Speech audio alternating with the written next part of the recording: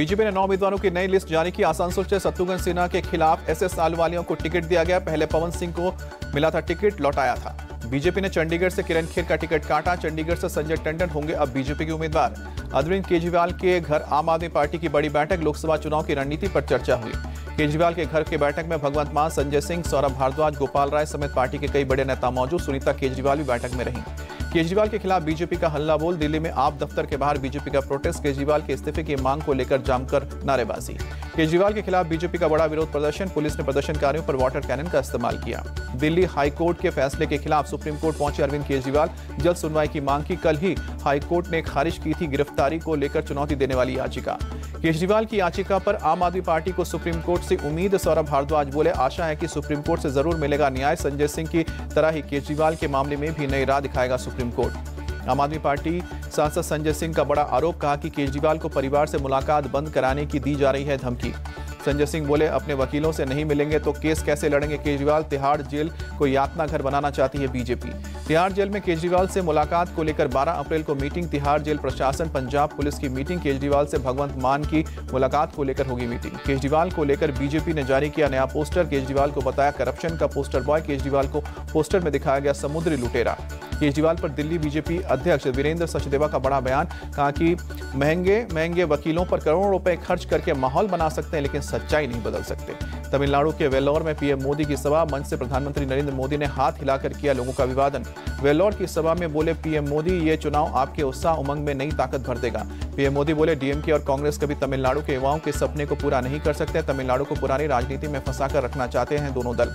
PM Modi ने DMK पर जमकर निशाना साधा, कहा कि डीएमके के पॉलिटिक्स का आधार डिवाइड एंड डिवाइड।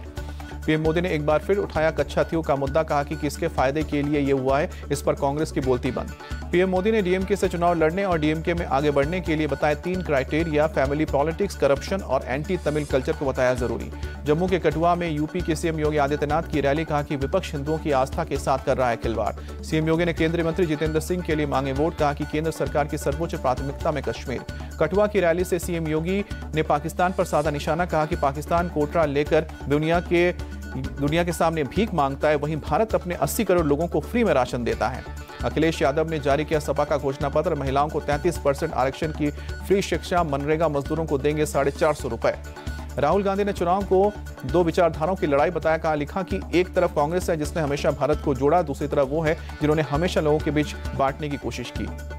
उज्जैन में कांग्रेस के कई नेताओं ने थामा बीजेपी का दामन। सीएम मोहन के यादव के मौजूदगी में बीजेपी में शामिल हुए। एनसीपी शरद पवार पार्टी की तीसरी लिस्ट जारी हुई। सातारा से शशिकांत शिंदे को टिकट।